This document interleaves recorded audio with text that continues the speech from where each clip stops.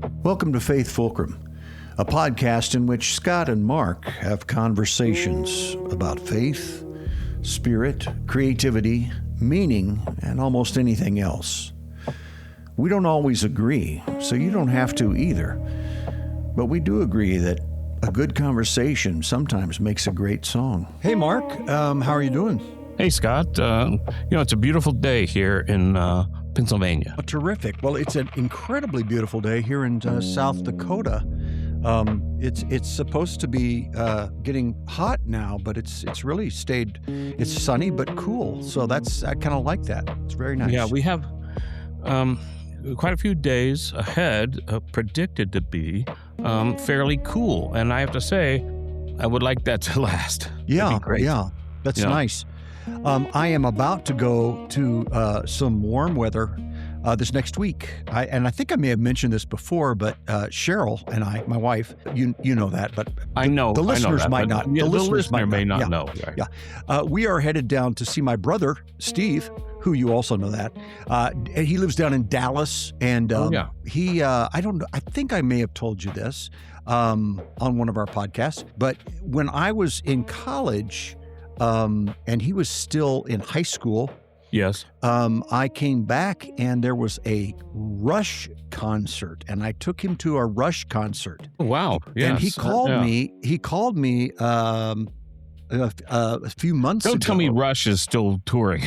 Oh my gosh! You need to hear about this. Yes, you need to hear about this. So he called me. Because and said, Neil Peart is dead now. Right, but here's the amazing thing, and unfortunately, it's his son or something. I now have forgotten. No, it's not. I have forgotten her name, which I'm ashamed of because she's amazing. They have a youngish woman. I think she's maybe in her late 20s, who is amazing. And I have seen one video of her, but I already heard from a couple of people who saw like their very first performance in LA, I think, for their tour, that she is spot on in playing the drums. Now, I don't know that she writes lyrics, but, so I don't think they're doing anything new. Right, but, right. I mean, he wrote most of the lyrics, I think. Yeah, but I'm super excited. I'm going to go down. We're going to spend maybe not quite a week with Steve and his wife and hang out with them. But Steve and I are going to go to a Rush concert in Dallas. So that's kind of cool. Sounds interesting. Well, I know now.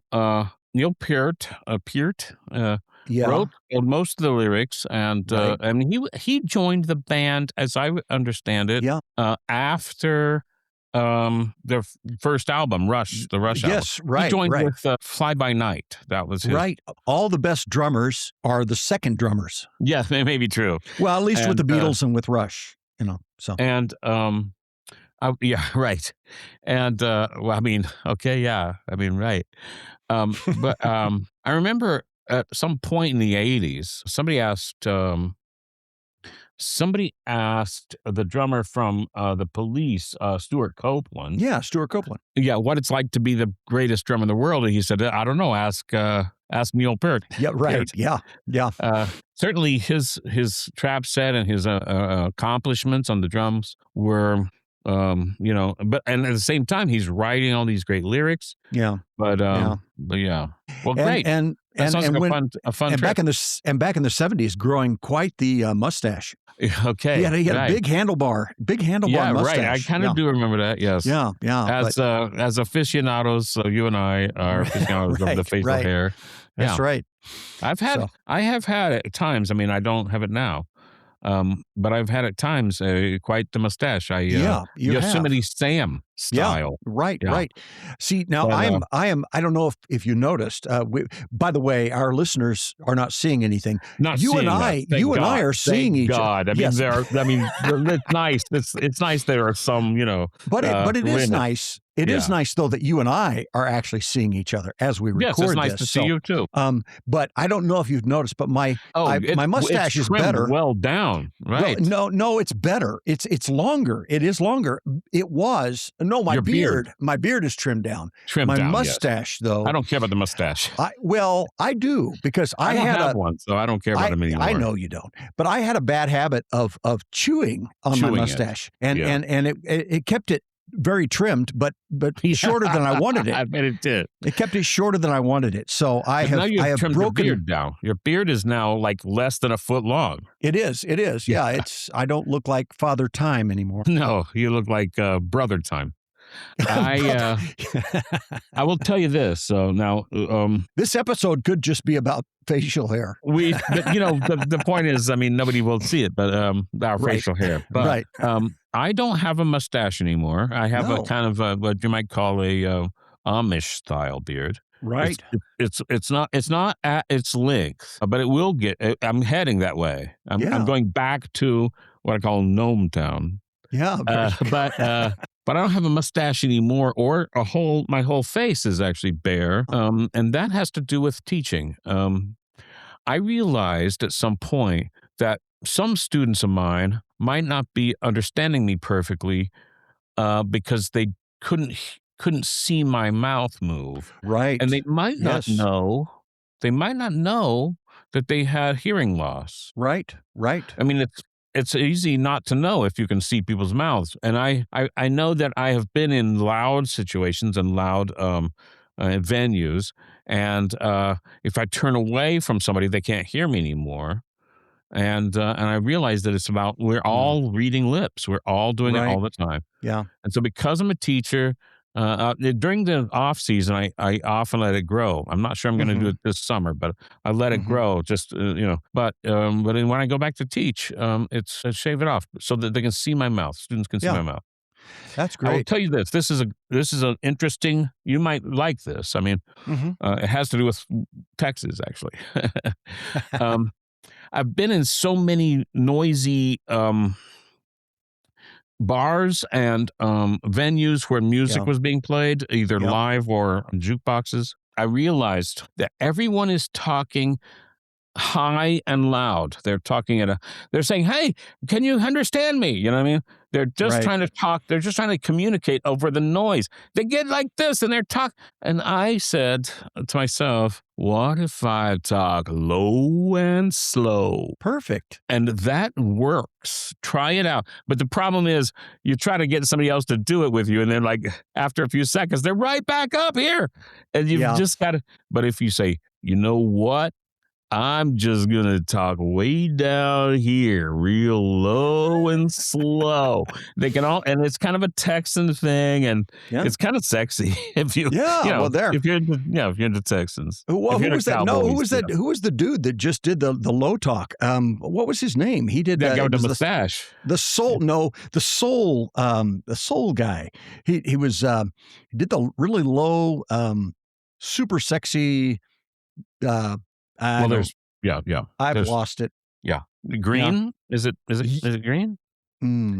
Somebody Green? Maybe so. Al Green? Al Green, maybe? I think that may be that. I think you nailed it. But yeah, a friend of mine who was a lesbian, and we would go out to drink, and she would say, "I can't understand you." I'd say, "How about if I talk low and slow?" And she thought that was so funny, and I think sexy. That's great. That's great.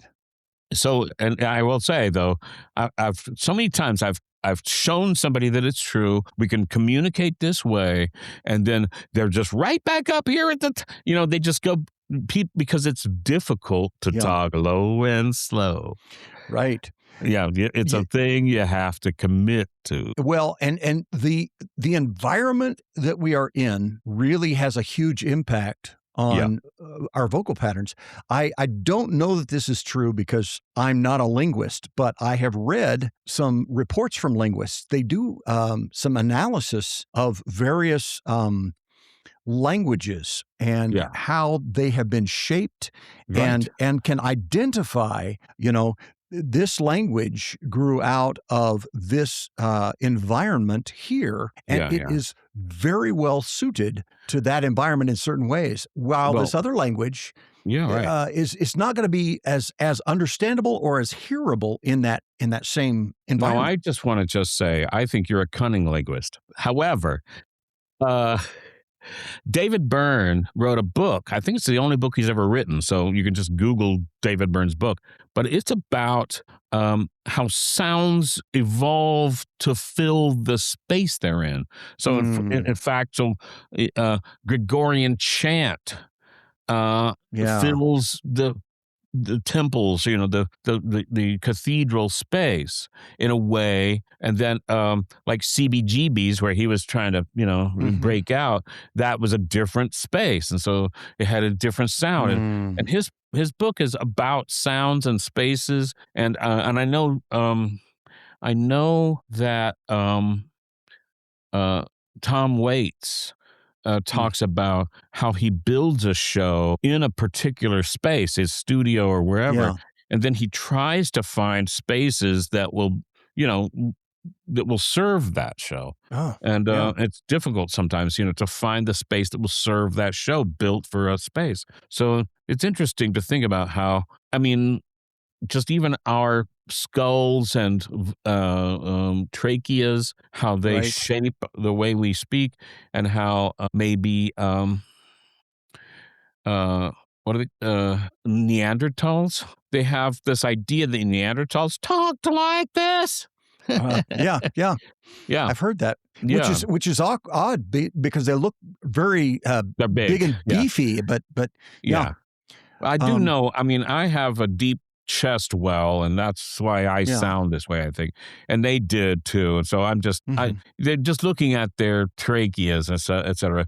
And I just think maybe they probably didn't sound quite so But if they did, I love the idea that just these big guys are just like, well, we should go over there and have some of those some of those penguins. I don't know, they didn't have penguins, but well, just in a related sense, I that's one of the things I love about with music is listening to the different ways of singing, like the nasal singing that's done a lot up in the Arctic, and then down in the southern United States,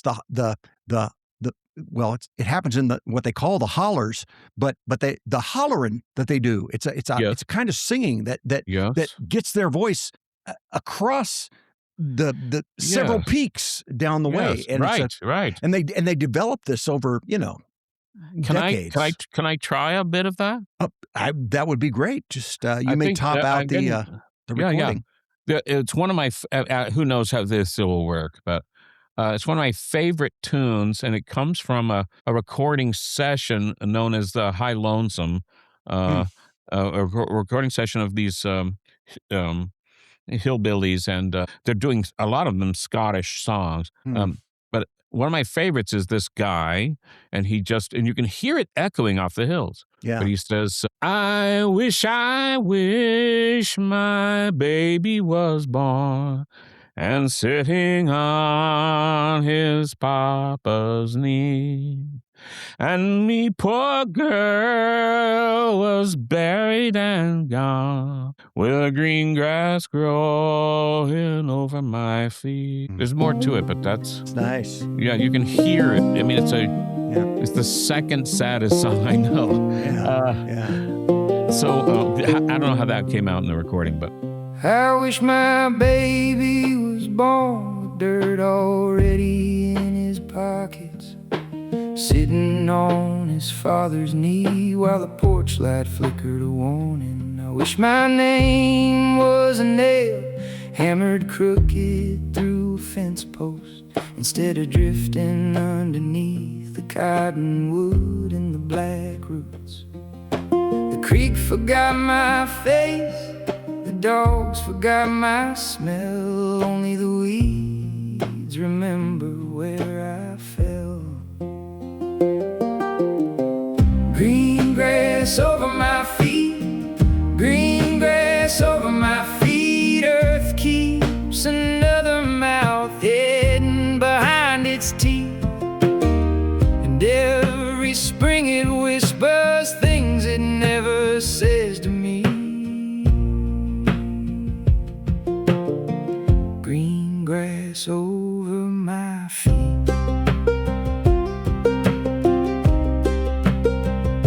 The moon hangs low as a butcher's hook above the soybean fields.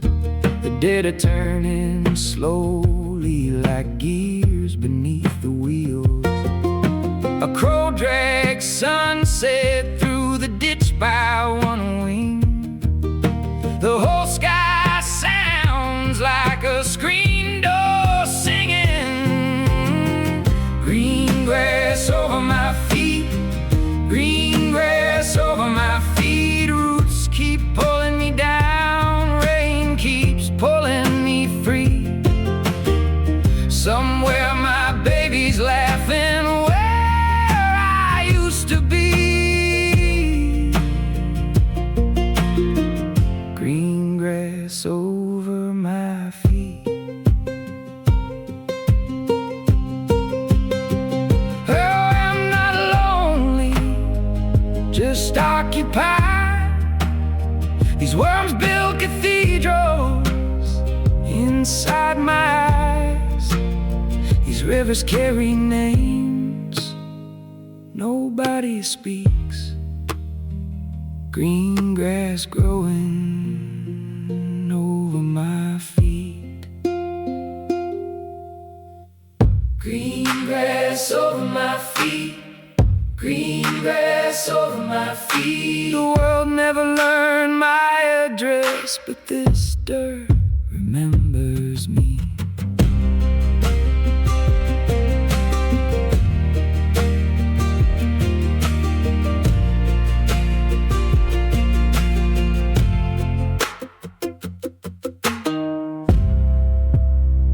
Oh, yeah. So actually, this is a good place to start with. I have a theme. I'm the one who's doing the theme tonight.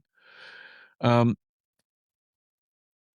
I want to draw our listeners to a YouTube channel. Now I don't know what the name of the channel is, but it is. But all the I think it's called Jack and Dad. Okay. But Jack and Dad do a whole bunch of songs.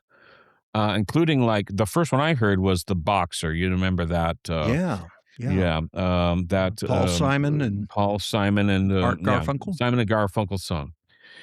And Jack and Dad do songs, and Jack is in the foreground, and Dad is in the background playing the guitar. And Jack is I guess he started when he was 13, maybe. Now he's 15, I think. And he does, he's very interested in Lego. So he's assembling Legos. I don't know if you know this, but Lego kits come with like a booklet that shows each assembly,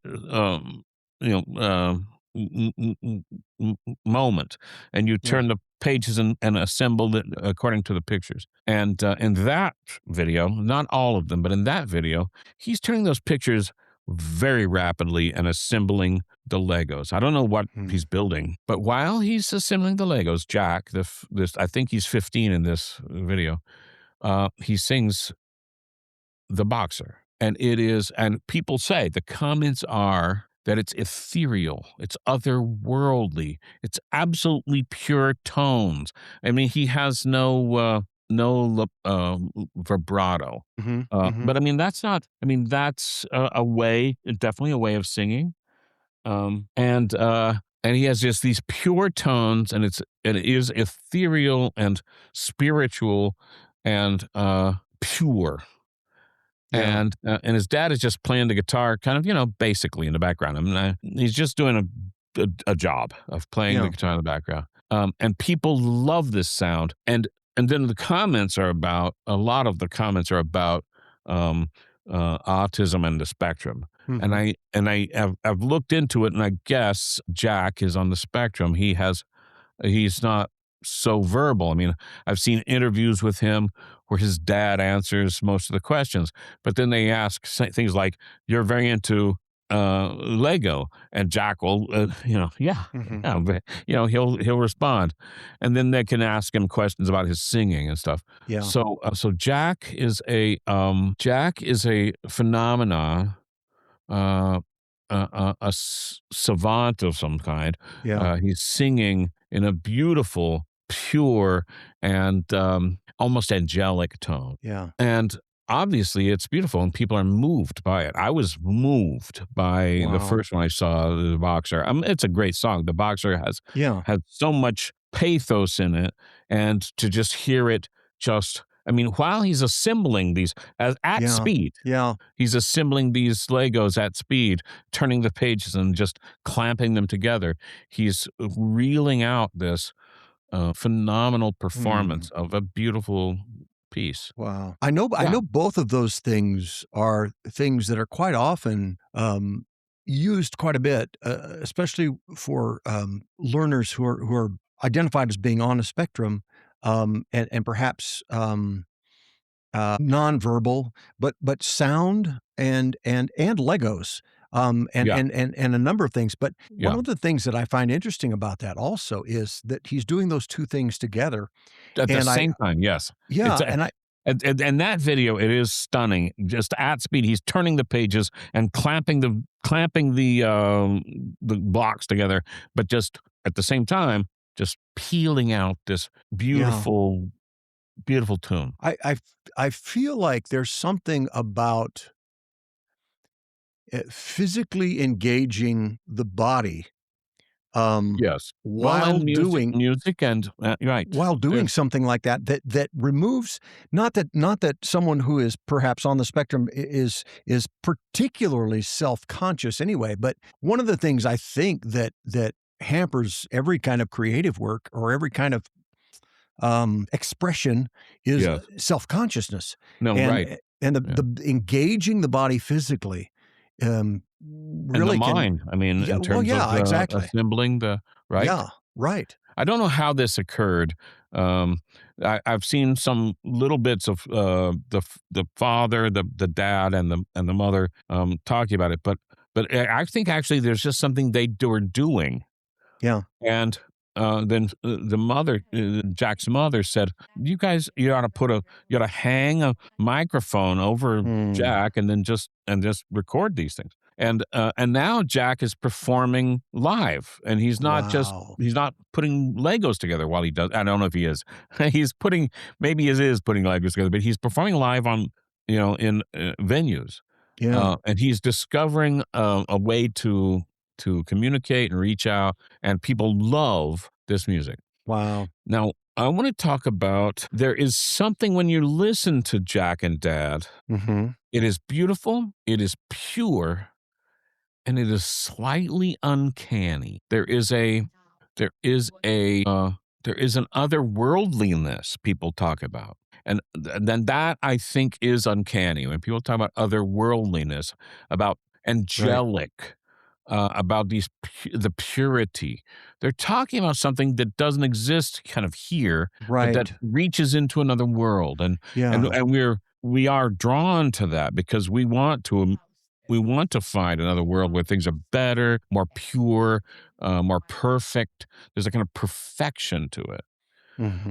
And that, no, I'm not talking about Jack. I don't care about Jack now for a minute. I'm just talking about this sound and this effect that it has on people. Because I think Jack is doing an interesting thing, and I think I'm totally behind it. But I think there is a kind of uncanny valley. There's a sense that this isn't quite real. I think people might guess that this was somehow AI. Oh, yeah. Right. It isn't. And I haven't seen any comments where people are doing that, and I'm sure it isn't. Right. But it is so outside our experience that it seems magical and ethereal and angelic and strange. It's perfectly smooth. An angel building Legos under fluorescent light. Page 27, page 28, page 29. Pieces click together with the urgency of winter. Boy never looks up, boy never misses, boy never sweats. Dad plays guitar like sweeping dust from the dance hall floor. Chords are old wood, chords are smoke, chords moan like barbed wire, trying to be human. But nobody bleeds in that voice, nobody breaks, nobody Nobody stumbles in drunk and breathless at 3 a.m. The notes are spotless, the notes are clean, the notes are exactly what scares me. I searched his voice for rust, found none. Searched his throat for gravel, found none.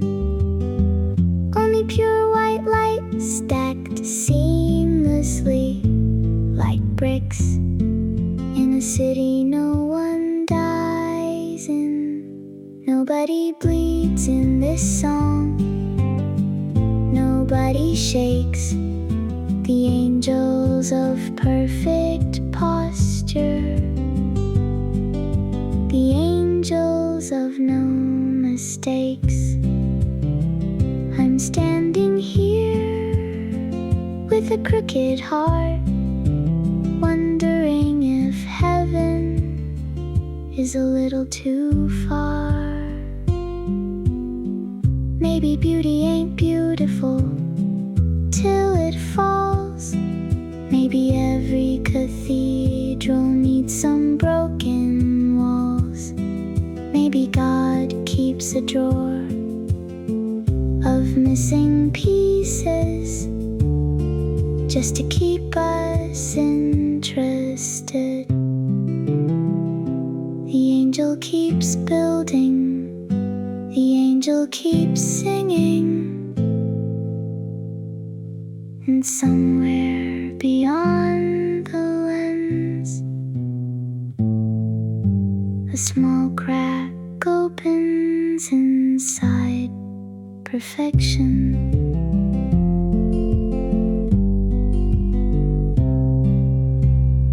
Now, I'm thinking about, there are examples of this. Chet Baker, the horn player, and heroin addict and toothless. I mean, he was beaten up by people he owed money to, and he lost a bunch of his front teeth and had to learn to play horn again. He's a horn player. Man. Yeah, he was a horn player, but he learned to play horn again, and he sang again. He sang without these front teeth. Maybe he had some kind of, I don't know if he had, artificial teeth. But he sang without, he played the horn and sang almost without, or what we would call Vibrato. Vibrato. And I'm a big fan. And now he's kind of in response to, or in a contrast to, Satchmo, Right. the very expressive and vibrato full trumpet playing of other jazz musicians. But this guy didn't. He had almost no vibrato in his playing and almost none in his singing, and it's beautiful and pure, but it is in a way removed from our experience. So now I'm thinking about this in terms of AI. AI produces text and sounds and other things and pictures. Yeah. And it can produce sounds that have what you might call noise to them, dirt. Right. But it can also produce pure tones, and so I'm thinking back to a time. Maybe it's a time for you to talk to me. Maybe you got some thoughts about this so far. Well, my thoughts are one, and maybe we've talked about the concept of awe before. Yes. But when awe, and there's been a lot of interesting study around it as a concept, but it seems like that's part of what you're talking about. When people are moved to say, this sounds otherworldly, this sounds like not something we would see or hear, or it seems to be tapping into something that is above and beyond. And otherworldly. And so that's a piece of it. And I think, I think that's what we've talked a lot about, creativity. And I don't know if all artists are striving for that, because many times artists are striving for as earthy and gritty as possible. But but they still want to do it in a way that strikes people as, I don't see that. And I wonder if, just like in capitalism, if it's available constantly, it's pretty cheap. Right. It's when you don't ever get that, when that's not around, it's hard to find. You can't really find it. That's when it gets really valuable. Mm-hmm. And so I think there's an element. It's maybe not otherworldly and earthy, but maybe it is not something that I see every day. Right, not common. It doesn't fall. Yeah, it's not common, and it doesn't fall within the kind of the general parameters of what I usually expect. Yeah. Well, there was a time. I don't remember when this was actually. It was a while back in my life. I'm guessing. I mean, it's decades ago. I'm sitting on a rooftop listening. I don't know. I didn't even know what town I'm in. I'm sitting on a rooftop, and I've just met this guy, and he's playing the guitar. He's a young guy. I mean, he's younger than me. He's in his 20s, and I must have been maybe 30. And he's playing his guitar, and he sings in a perfectly pure tone. I mean, beautiful vocal tone. And his songs are also quite good. He's writing his own songs. He's playing guitar, and I said, he's playing, and it's just on the roof. We're just up there playing. I don't know who he is. I know he's ambitious. Mm-hmm. He wants to have a career doing this. I can just tell. Yeah. And I'd suggest maybe just dirty up your tone every so often. Mm-hmm. Instead of just pure, just at just a little bit of something that suggests an emotion. Yeah. That suggests a turmoil inside yourself. That just dirties up the purity in order to, as an expressive modality, that just allows you to get down into the the guttural and then just pull it back up into the pure tones. Sure. And I don't know if he, listened to that, but he was very interested in that. And I remember thinking, he responded well to that then. Oh, absolutely. I thought so. I brought it up as I gushed about the value of what he's doing. But I just said, maybe, if there was a little bit more guts to it, I don't know if I use those terms, but yeah, if there was a more guts to it, if you just are bringing it up from inside yourself, a cry that reaches those tones, right? Those pure tones, then you can stay up there floating in these pure tones, but people know that it comes from somewhere inside yourself. And I'm not talking about Jack. I'm just talking about this effect that the pure tones, if you listen to the castratis, there aren't too many recordings of the actual castratis, but the parts written for castratis are pure and high, and also don't seem to have a lot of what you might call humanity to them. They're angelic, they're pure. So I think go ahead. I think if we're just talking about, just to stay in the realm of music and singing, for now. We go through seasons of this. I mean, there was a season back not too long ago when if you heard pop, what was being called pop music, in the 40s or 50s, it was very smooth. It was chocolatey. I mean, it was Bing Crosby and it was chocolatey and smooth and pure in a way that you said, well, nobody can really sing that way. But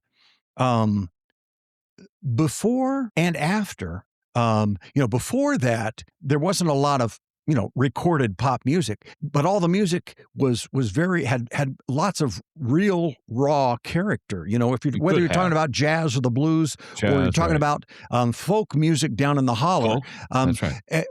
But then after we got our fill of that very smooth, the crooners and all of that, we moved into we got She Loves You, yeah. I want to hold your hand. Right. We got Janis Joplin. Right. We got Bob Dylan. We got, a lot of and we've gone back and forth with that. I mean, right now it seems like we maybe are in a time where the finally highly refined voices in a particular way, in a pop way, are back in again. But at the same time, we've got a broad spectrum. There are a lot of rough sounding voices. And it does seem to me that the premium is, do you sound unique? Is there a story not only behind your lyric and your melody? Is there a story behind your voice? Right. Even if it's a made up story, even if it's something do you sound like a character? Right. Maybe so. Yeah. It's great that you talk about Dylan. So the whole thing about Dylan, people would say he can't sing, and his supporters would say, just listen to the lyrics, Yeah. And there's a story. I don't know if I think it's apocryphal, but I love telling it.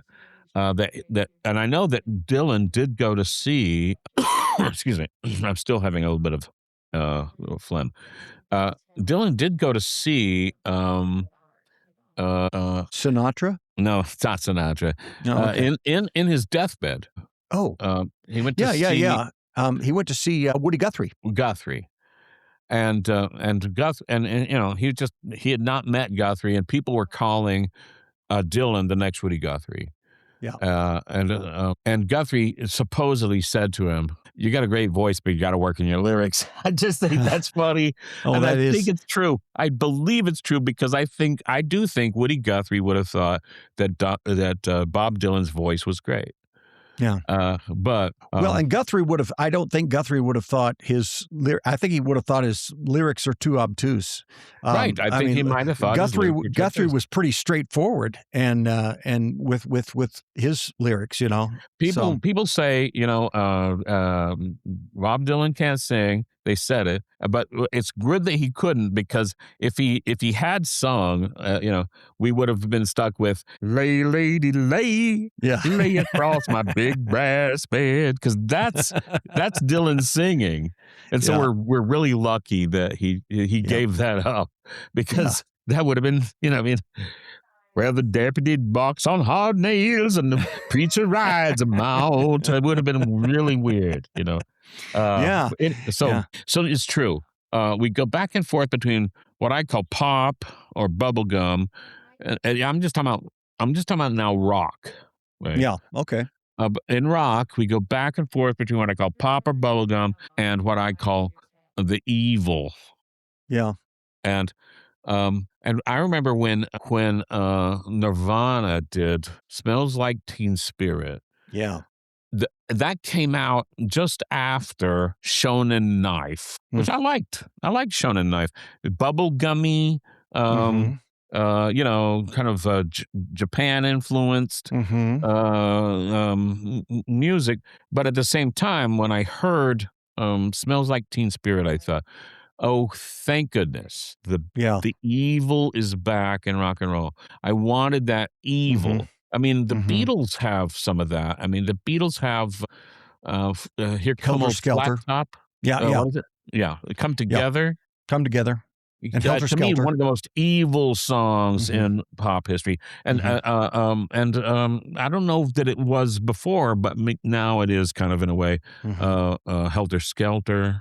But I mean, but they also did all this, bubblegummy stuff too. But when I think of the evil, I think Here Comes Old Flat Top. He come grooving up slowly. He got Juju Eyeball. He won Holy Roller.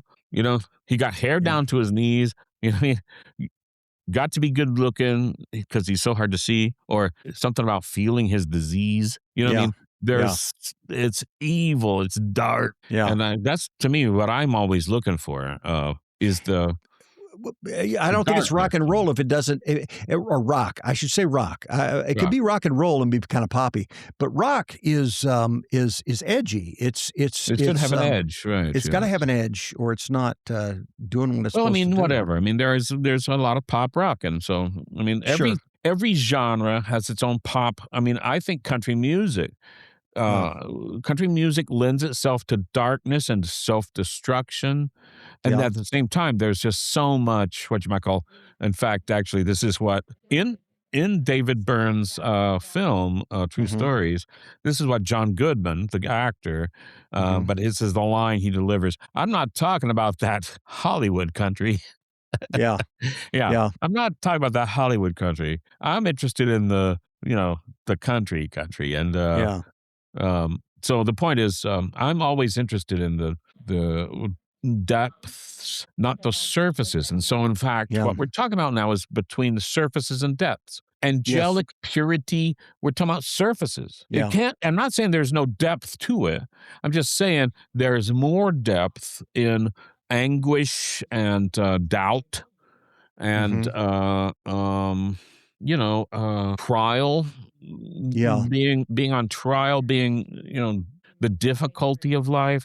Those are the pure tones are for the surfaces. They lie on the surface, and it can be beautiful surfaces, but there's depths which may not involve even harmonic beauty. But they can pull things out of us.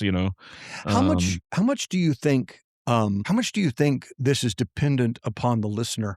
I mean, we've talked about that a fair amount. About I think, for lack of a better word, I'd say meaning is a transaction that happens between whoever's producing the thing and whoever's receiving it. I've been toying with some ideas around that for a while that really I think fits into some of this, and I know our listeners won't see this. I told you I'm working on some speculative fiction. Is that something you're writing? Immense Silence. This is a collection of 5 stories. The title story, The Immense Silence, is about.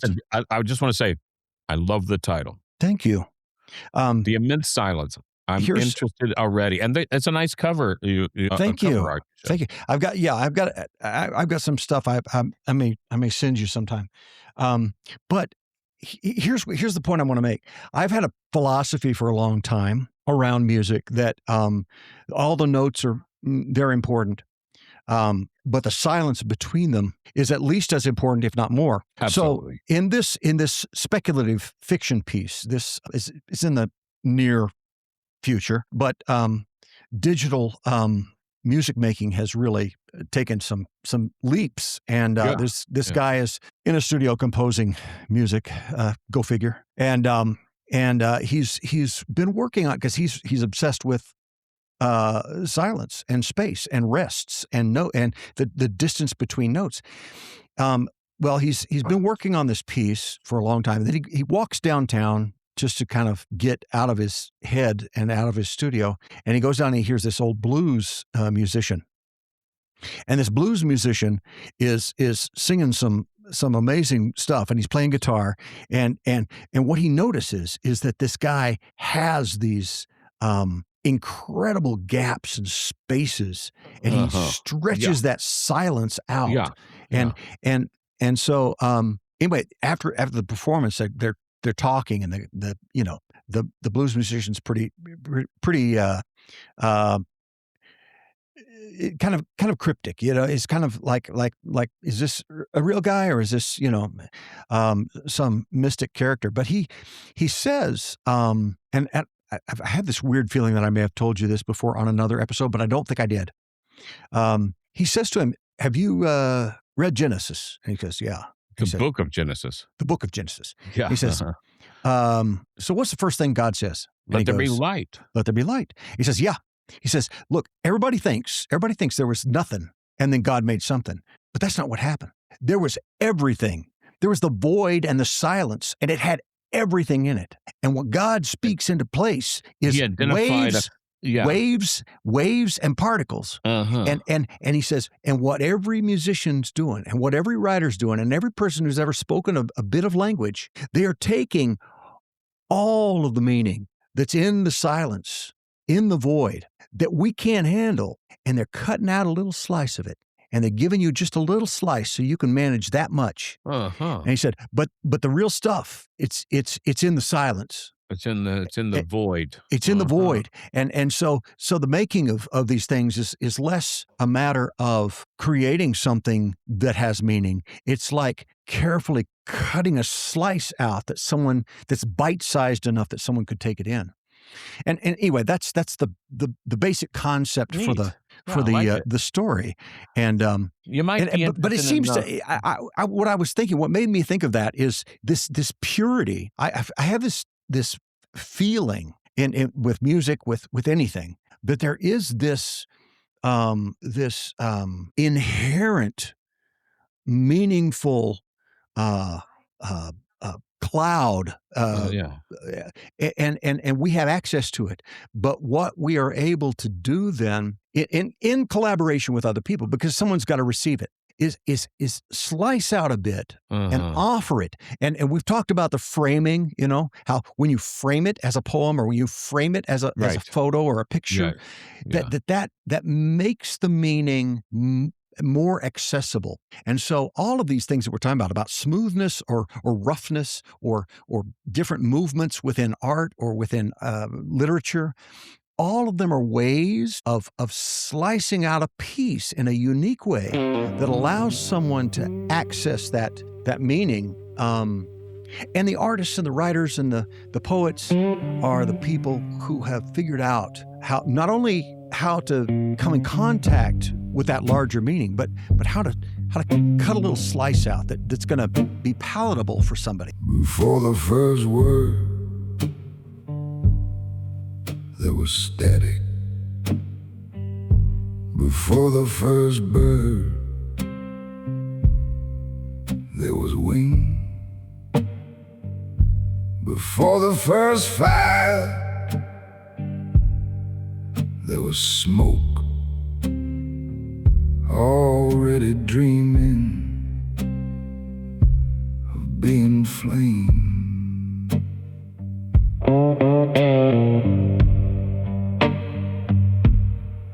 An old bluesman sat outside the pawn shop, holding his guitar like a lover with bruises. He said, everybody thinks God made something out of nothing. Hell, the problem was there was already too much. The immense silence, the immense silence, all the songs embedded there like bones. The immense silence, the immense silence. We're just stealing little pieces to carry home.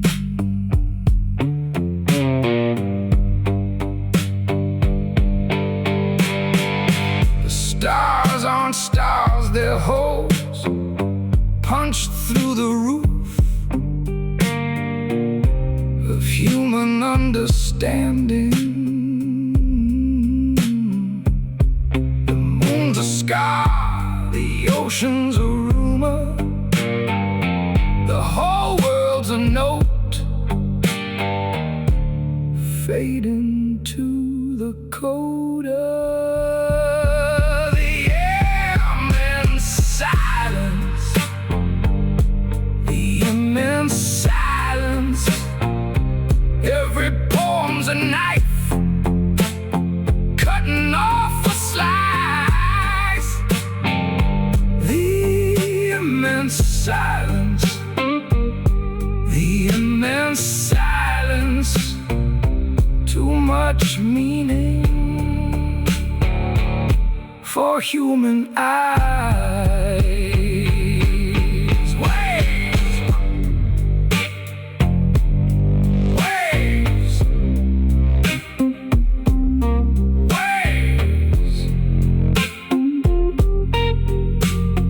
Particles, dust, lightning, names.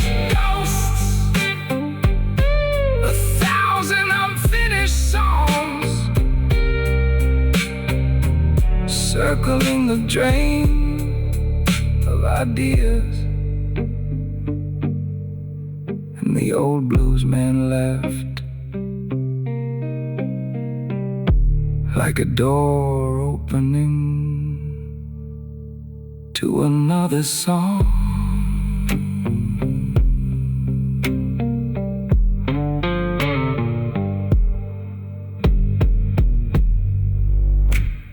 Yeah, I like that idea that there is I think it's true in a way that there's this background of there's this meaningful background, but our brains can't access it directly, and so we have to slice it into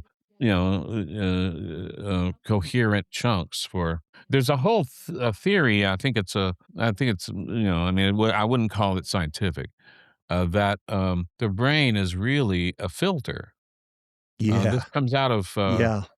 guys who the Doors of Perception. That guy, and he says the brain is really filtering out Yes. all the stuff that in order to give us meaning, because we can't accept the. That's exactly what the old blues guy says. I think it is true. Yeah. In some Yeah. sense. There, you might be interested in knowing about John Cage's piece, Organ ASLSP, um, also known as slow as possible. It was written in 1987, but it's being played now on some organ in Germany, I think Halberstadt, Germany. Yes, I saw something about scheduled this. to last 639 years.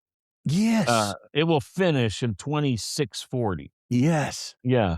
Now he played it, and other people have played it, but not as literally as slow as possible. And this is maybe as slow as possible. I mean, it will be done, 639 years from the day it was started. Yeah. So, but I mean, the spaces between things. I think it's Thelonious Monk talks about the notes between the notes. The notes you don't play are the important notes. And there's something to be said there. I think there's something there. But I want to just kind of come back to this idea of this of purity and dirt, of messiness and perfection.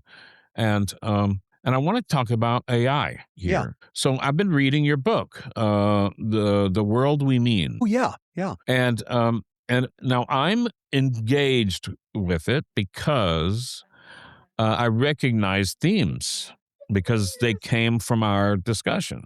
Right. Exactly. So there are parts of this that I'm really engaged with, and I really want to think about and I want to develop further in my own thoughts and whatnot. And I think, now this is just my thought about a possibility for engaging with texts that we generate in response to AI. I mean, right. AI generates in response to us or whatever. Now, I don't have a lot of those, but I think there's a certain smoothness to it that I'm engaged and I'm ready to understand these concepts. And at the same time, I'm alienated from them a bit because of their perfect smoothness. I think if I was going to write a book that came out of, our discussions, for instance, right. And using AI tools to do so, I might go through. This is just a thought. I'm not trying to convince you to do anything. Mm-hmm. I might go through the generated text and pick out the parts I want to present more to the audience, to the reader, and rough them up. Yeah. Yeah. Change the wording so that it's not so smooth, to make it more human. Okay, so now I don't know if you know the musician and producer Brian Eno. Yeah. I know of him. I mentioned David Byrne twice, I think, in tonight's discussion. He produced more than once. He produced David Byrne. He's a great producer, and now he's an interesting musician. And he created, I think Brian Eno can be said to have created um, music that, what do they call the music that just hangs there? What is that? Oh, excuse me. I think I hit my mic. That's okay. What do they call it? Ambient? Ambient music. Yeah. I think Brian Eno created ambient music. I think he did. It was an album called Music for Airports, and that title tells you, And I've tried to listen to it. Cannot get through that. But I mean, I'm interested in ambient music. I like ambient music, and not that ambient music. Yeah. And he's a musician himself, but he's a fantastic producer. He created with a partner who was in his studio at the time. I don't know. He created. I don't know if you've heard of this. Have you heard of oblique strategies? The phrase is familiar, but no, I can't put my finger on it. I think you and anyone who's ever worked in media would be interested in looking at oblique strategies. Media in terms of audio, visuals, anything like that. Oblique strategies came out of his practice in the studio, and they're a set of cards. Now, I don't have the cards, but they're a set of cards, and people say more than 100 because I don't know. I've never found the correct, what the number is. Mm-hmm. But there's a website that is just an interactive set of those cards, and you can download an app of these that's an interactive set of these cards, and I have used both. And there's a kind of tarot card kind of feel, or I Ching or Yi Jing kind of feel. But because this guy is seriously an amazing producer, they have a production feel to them. So because of my work, I find them more serviceable in a lot of ways than the I Ching or the tarot cards or other kinds. Right. Not long ago, I discovered one I'd never seen before, and it said, I mean, this is how many I haven't really flipped. I haven't done this enough to see all more than 100. Right. It said, humanize something free from error. Free from error is inhuman. That's the premise of that card. And he does a lot of work that is like free from error. That's pure. I mean, the music for airports, it's like pure tones and values. But he says, humanize something free from error. He's saying, dirty it up, give it something, push it a little bit. I think it's a great idea if you're going to work with AI to generate sounds or texts or whatever it is, to try to push through at the points where you want people to notice something, because the smoothness elides the meaning, the points, Right. To just pick the line you want people to go, even though you didn't write it, right? The AI wrote it based on your input. To pick the line you want people to go, and just dirty it slightly. Because it doesn't matter what you do to it, actually, I think, just to push it forward. Because AI wants to smooth things out. That's interesting. Yeah. Yeah, because if you're doing that, it's in a sense, it's a little bit like AI creates, not exactly like this, but AI creates this white smooth canvas. It does, and then you're putting specks and textures and smudges and all of that stuff on that white canvas that AI has given you, perhaps.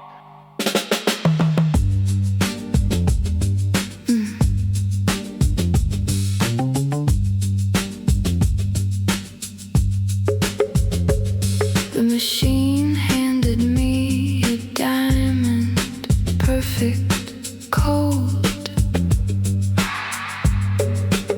A mathematical miracle, no flaw, no blood, no story.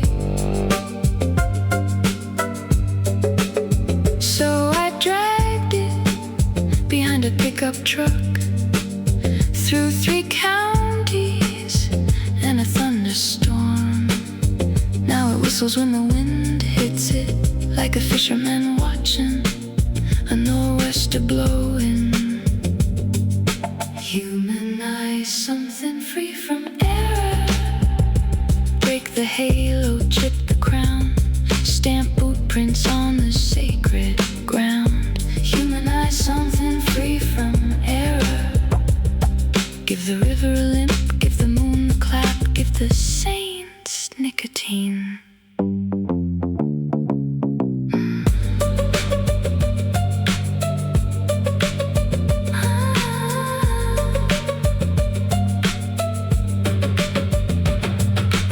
prettiest lies always polished arrive. The truest things show up mean with dirt on their boots. One eye swollen shut. Humanize, something free from error. Scratch the vinyl, bend the nail. Teach the angels how to fail. Humanize, something free from error. Gravel in the engine, rust on the knife. That's where life starts. A cracked bell speaks like a new one can. Everybody knows that. Nobody grabs hold of the rope. Beauty is a wound that commemorates the blade.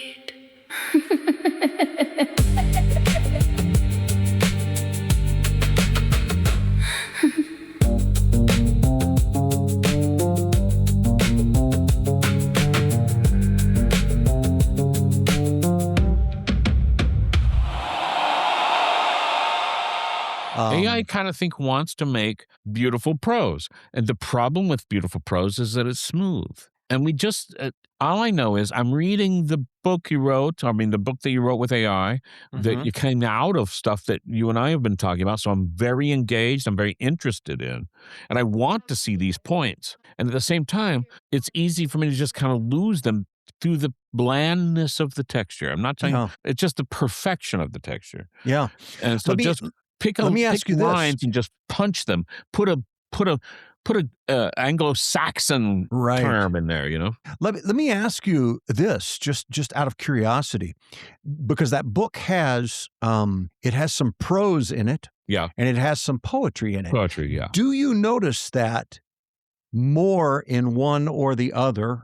It's a good question. I would say I think the poems go on too long. I would have less. I'm not trying to critique the book, because the book, as I understand it, is a product that's out there, right? Yeah.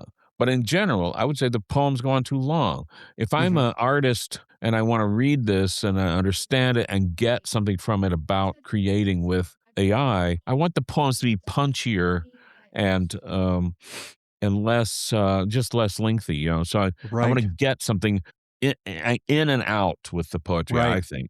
But I'm not talking about the poetry. I'm talking about the prose. The prose has this smoothness, which I will describe as bland. There's a certain kind of blandness, but I think the ideas are deep and interesting because, I think our ideas are deep and interesting. Sure. And these are our ideas on display.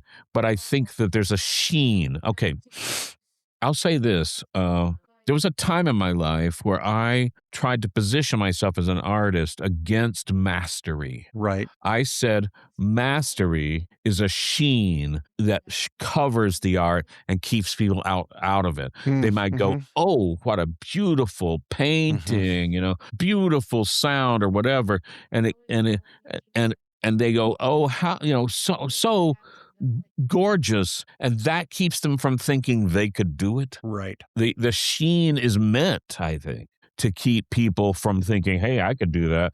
Now, and then in modern art, we have this whole idea of my kid could do that, and it's like, yeah, you know what? And people go, "I could do that," and I always want to say, "Yeah, you could," and you know what? It's a hell of a lot of fun, and you should try it because it's great, and you would love it. Yeah. But they don't, because they just go, "Oh, I could do that." But I think that's better. It's closer to helping people see that they could do it. Right. If they feel like they could do it from looking at it.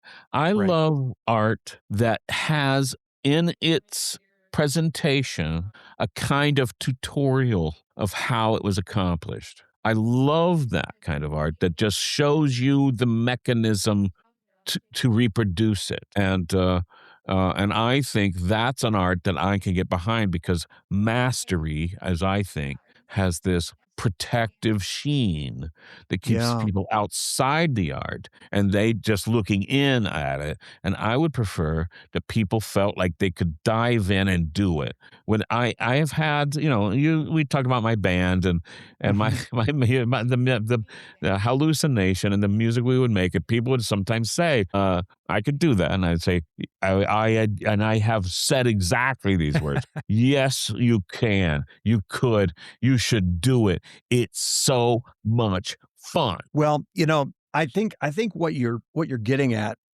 is something that is maybe a fundamental difference between the two of us. Maybe not in what we might want to achieve, but the angle we're coming at it from. I have had, at least my perception is, I've had far more insecurity about whatever it was I was creating than I ever perceived you having. I've never perceived you having much insecurity about what you were doing, and that's not to say you always thought everything you did was great. No, you thought everything you did was what you did, and it's out there, and you do probably it. True. No, I think you're right. But for me, it's like I remember times, and I've gotten much better at this. I was so especially after I had recording equipment.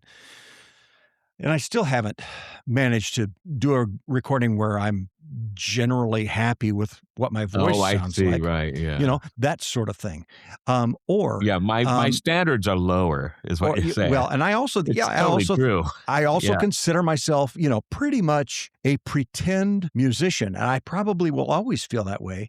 I don't read music. I haven't studied music method. I haven't, I stumble my way into playing whatever instrument I play.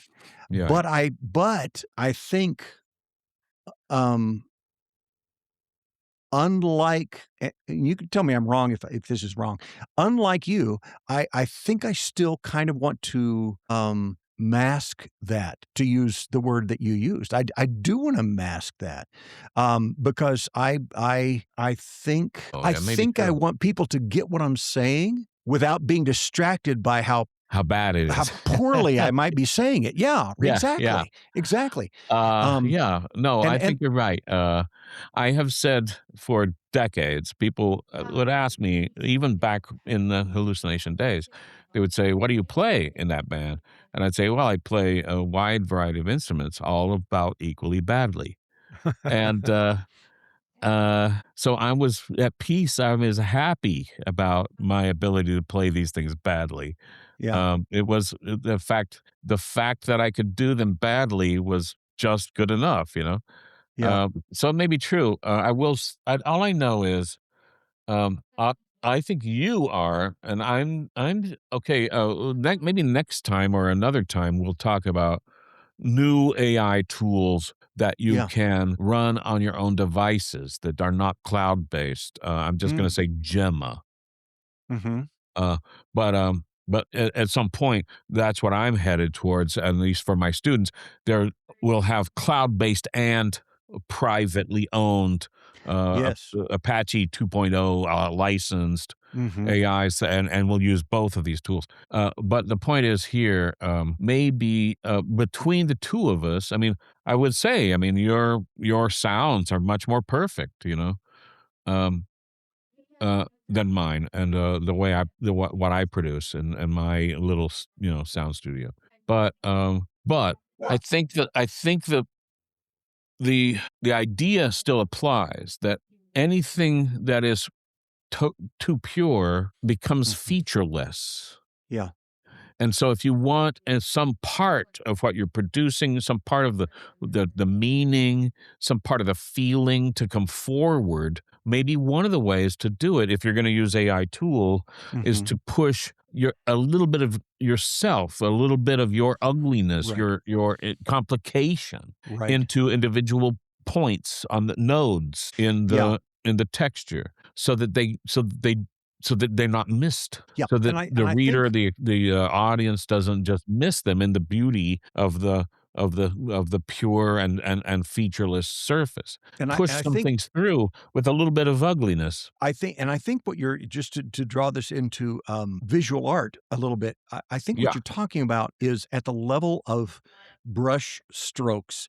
I mean, I think Yes. in a large way, a lot of what I'm working on is very idiosyncratic to me, but that's at a distance. I think you're right. The brush strokes are smooth, very smooth, and that's Right. where Right. when someone is engaging with that piece of music or with that reading or It with can be whatever, too smooth. that's where the brush strokes really matter. Yeah. Um, Yeah. and I do believe the AI you may be able to teach an AI to do this what I'm describing in the future, but as it is right now, the AI is so concerned with making things explicable, clear, not just clear, but also uh, aesthetic, yeah, and that aesthetic is I think too smooth, and we mm, should find the places we want people to perk up. Okay, I think maybe this is maybe towards the end. We're close to the end, I think maybe, yeah, but uh um, there's a musician named Charles Ives. okay, He was actually a millionaire from his being an executive of life insurance or something, mm, insurance. But he spent the rest of his time making just the most extraordinary weird music for his era. And he says, and I love this quote. And it's something I've lived by in my own music. He says, most music wants to make your ears lie down. It makes you want to soothe your ears. I want your ears to perk up. I want your ears to go, what the hell was that? You know? yeah, And um he did crazy experiments like tried to reproduce the sounds of two marching bands meeting at an intersection and passing, you know, and actually I think it's his father did this, but he had all these great, beautiful, crazy sounds that made you want to go, what the hell's going on? And I think if we want our readers, our listeners, our audiences, in my world of interactivity, it's users. If we want our users to get something, particular points, you know, of meaning, then we got to. If we're using AI tools at this juncture in our history, right. I think we need to dirty them up a little bit to help them stand out. Two marching bands colliding at the corner of yesterday and noise. One played for the funeral, one played for the fire. Nobody broke that rhythmic march. The trumpets were train wrecks, the drums were thunder. The whole street rang like God dropped a toolbox on that doomed intersection. I don't want your ears to lie down. I don't want your ears to go to sleep. I don't want them standing in the doorway asking, what the hell was that? Smooth music disappears like fish beneath black water. But a wrong note, a truly wrong note, can follow you home for 20 years. I don't want your ears to lie down. I want sparks under the floorboards. I want ghosts in the amplifier. I want trouble wearing a melody.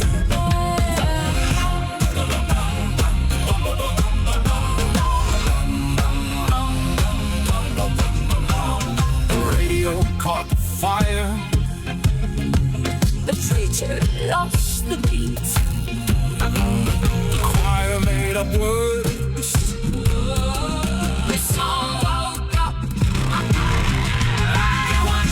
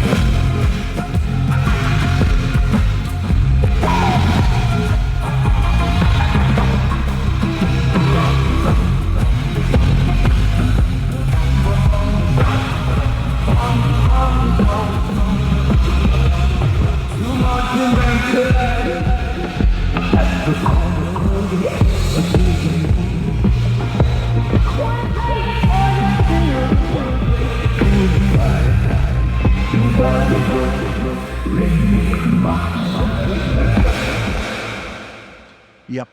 And I think it's worth thinking about, to put fingerprints on the things we want people to get, to take away.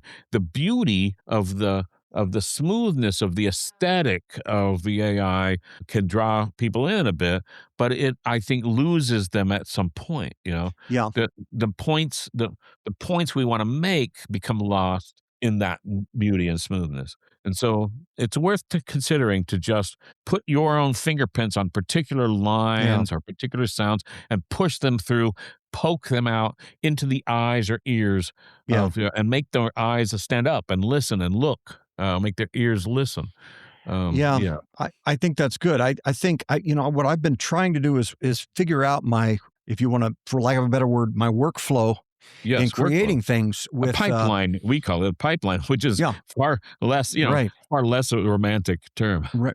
Well, but for me, and I've explained this to a number of people about why AI has helped me in particular ways. Yeah. And it's because my energy and excitement and attention around an idea lasts long enough for me to get it out fast and get it out short. No, I like your idea of just your short attention span theater. I think people have this short attention span. So what this does is the tools that I've built and I'm using for especially for fiction. Okay, I can get a full canvas from end to end done in a draft, and then I've got the view of this large thing that may change, but I can hammer away at the little bits of it, and I'm able to keep my energy as I do that. And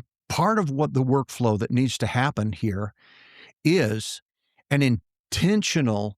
This is important. I need to dirty that up. I need to make it pop out from the rest. Chisel out something around it, right? Yeah. It could be a kind of final pass, I think. Yeah. For your workflow, it could be a kind of final pass. Okay. I wanted to say this before. It's a perfect time to say it. Mm-hmm. I have now completed, since last time we spoke, I've completed the first draft of my novel. That's great. That's great. Right. And I'm doing, now it's in what I call 3 books. It's in 3 sections. And I'm going through the sections and doing just a kind of a second pass through each one. Mm-hmm. And then I'll go through what I think of as, sweeps through the whole book and see if there are missing pieces or parts that are redundant that I could just delete or whatever. But I will say this is 4 years of work. Yeah. So the point is, though, I believe, just in a few words, I'll just say I have always judged a book by its cover. And if I couldn't judge a book by its cover, I do this thing. I flip if a book I'm thinking about buying in a bookstore, if those still existed, I would flip through and just stop at a point and read a line. And I would do that 2 or 3 places. And if anything jumped out at me, I would think this is a good book. And I have thought that anyone flipping through my book should always have something that pops out. So my prose may have a kind of, I wouldn't say this smoothness, but a kind of too muchness to it. So it may be that I have to smooth it out a bit. But the point is here, it's not going to be blandly perfect. It's got all these points that stick out and jump out of the eye. Yeah. And but the point is, I don't know. I would like to say I don't know. And now I have 4 years of doing this, and then I'm now into my first what you might call I'm done my first draft, and I don't know how long it's going to take me to get to the end of it. Yeah. It might be weeks. Yeah. it might be another 2 years. I don't know, because I don't know what the next part looks like. But what sustains you in doing that? Say what? What sustains you in doing that? Yeah, I inhabit the place. That's part of it. But also, it's a good question. I will say there is a discipline to it. Yeah. There is a bit that says, I don't think if I'll say this, and maybe this is a good place to end. I have a writers group, and this novel comes from, I wrote a flash fiction, 1,000-word story. Mm-hmm. And at the time, all the members of the group were women. Now it's a mix, but at the time they were all women, and I was writing a female perspective, a young girl's Mm-hmm. perspective. And they all said, "This is good. I want to see more of this. This is a world. I think there's a world here I'd like to explore." And I had always thought in my life, well, I've written a lot of flash fiction, which is 1,000 words or less, basically. Yeah. There are different definitions. I'd always thought when people said, "I want more of this," always thought, well, you just don't like flash fiction. And there's some truth to that, I think.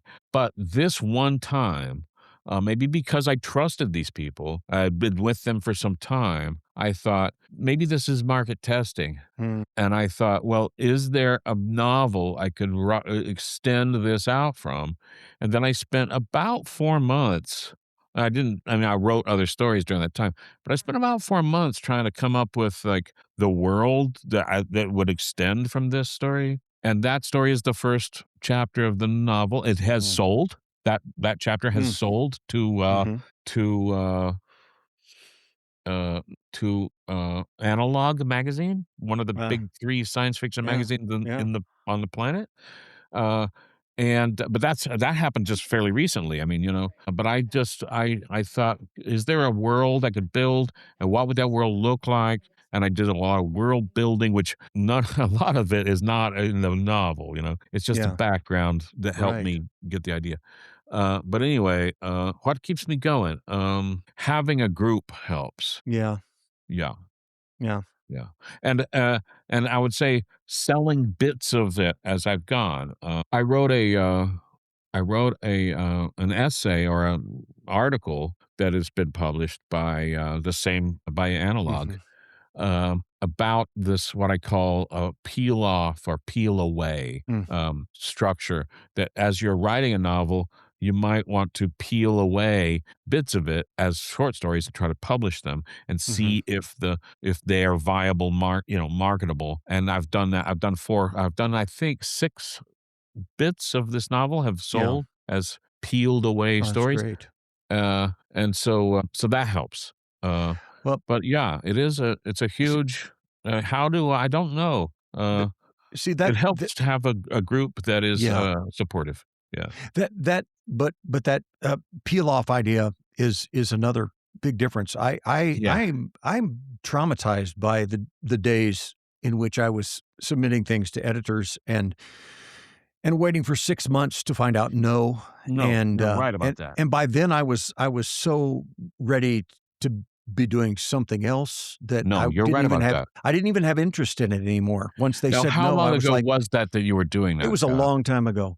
That's I haven't done that. I haven't done that since probably the 90s. The early 2000s.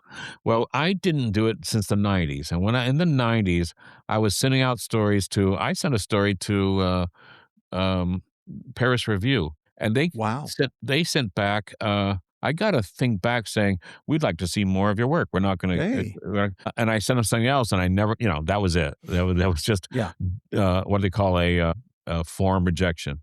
Yeah. The thing I sent them was about, it's about Christ as a kind of junkie. Anyway, and that was mail, right? Yeah.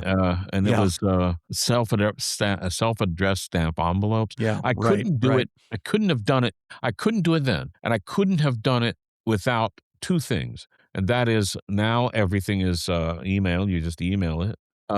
And there are 2 main helps for finding and tracking your submissions. And one of them is free, and this is the one I use. It's called, and this is embarrassing, it's called the Submission Grinder. Yeah. It has happened at one time that a student saw the tab in my browser. Oh, you've got a grinder tab in there. Huh? Yeah, the Submission Grinder. And I said, oh yeah. Well, they said, what is that? And I said, oh yeah, it looks like I'm seeking kinky singles in my area.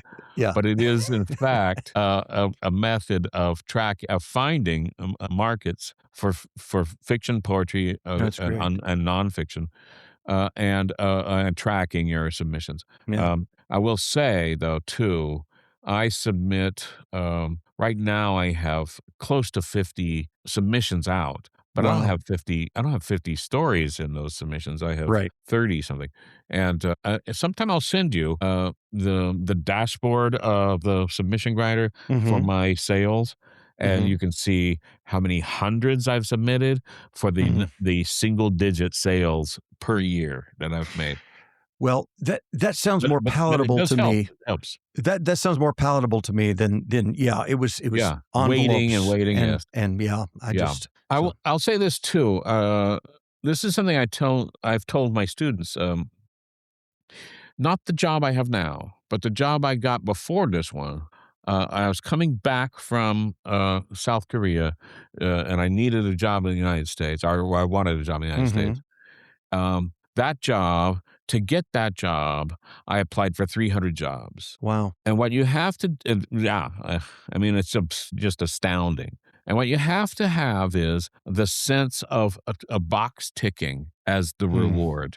You go, I applied for that one. I tick a box. I had a kind of scheme for tracking them.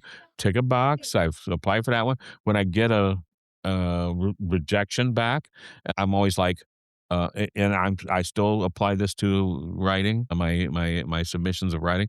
I go, oh great, I can tick another box. And if you can't do that, you can't do it. Right.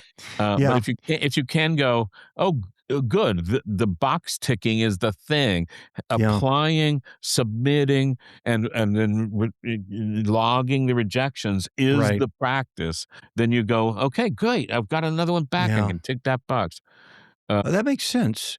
I think I do a different version of that though. I've told people, I live in South Dakota, which is a lower populated state, so it shouldn't be that hard to be in the Songwriter Hall of Fame for South Dakota or something like that. Yeah, no. But what I've said is I'm not really going for that. I'm going for the most prolific songwriter in South Dakota. Wow. I've got well over 800 individual songs out there published. You must be close to that.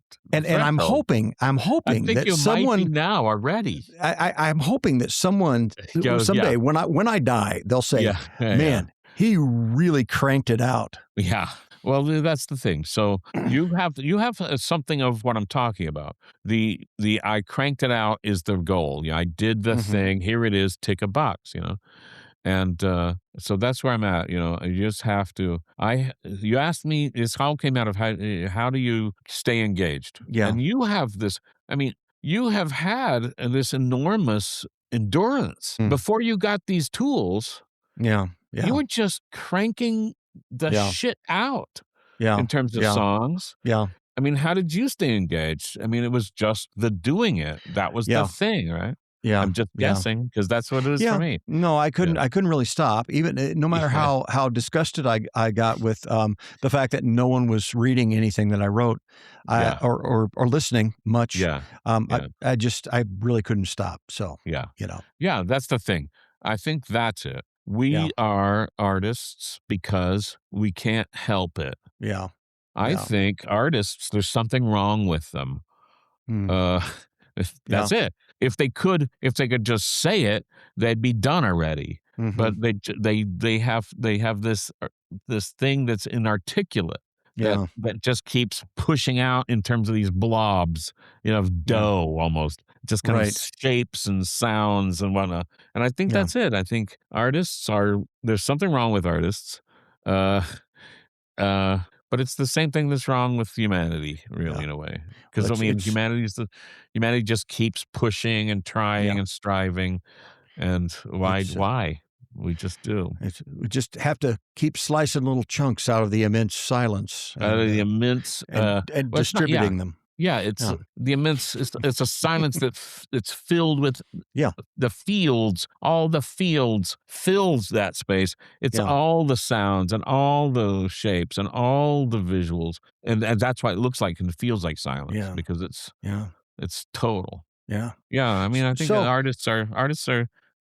They have a problem, but that problem is the human problem. Yeah. So Mark, what sort of music should this be? I thought about this. Now, I don't want to make it too hard for you, but I just thought you might just make it as hard as you want. I'm up for something hard. Pick a genre. You can pick more than one genre of sounds, but then when your system gives you back the lyrics and sounds, pick the ones you want to reach out to the audience and dirty them or push them or poke them or just manipulate them in some way so that they come forward. I mean, it's a lot to ask, but I just thought that would be a good thing to try. No, that's good. That'll give me a great task. I would say that I feel like the songs that have come out of this some of them are pretty good.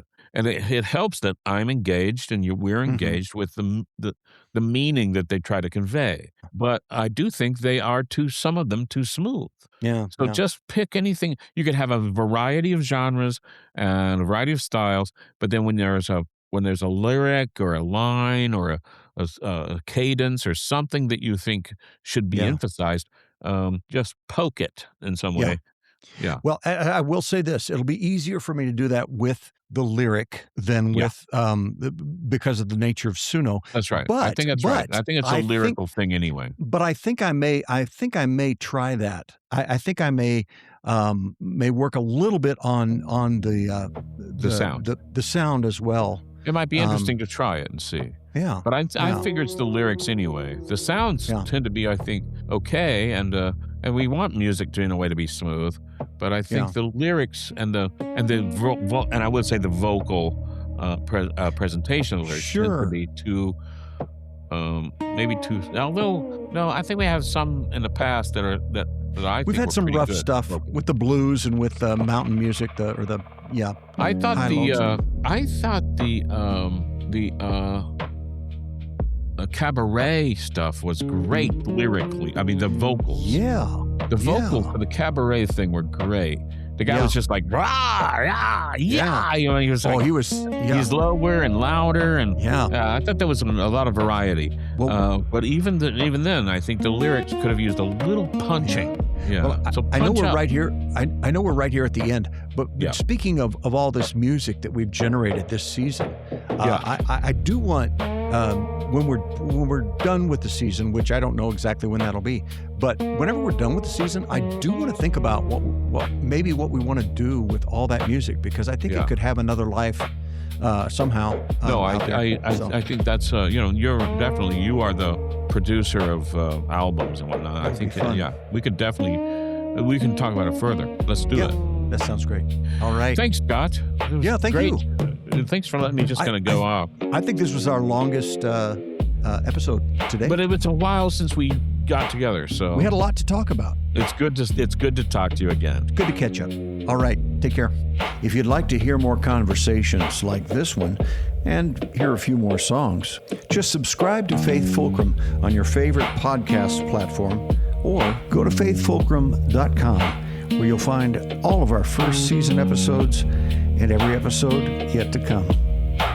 This has been Faith Fulcrum.